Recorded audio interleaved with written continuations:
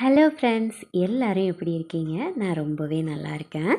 ஒரு குறிப்பிட்ட வயசு வர எனக்காக நான் எதையுமே யோசிச்சது கிடையாது. என்னை சுற்றி இருக்கவங்க தான் எனக்கு எல்லாமே அப்படிங்கிற ஒரு நினப்போட தான் இருந்தேன். அவங்க என்ன சொன்னாலும் சரி அப்படிங்கிற ஒரு எண்ணம் எனக்கு. அவங்களுக்காக யார் கூடனாலும் சண்டை போடுறதுக்கு கூட ரெடியாக இருப்பேன்.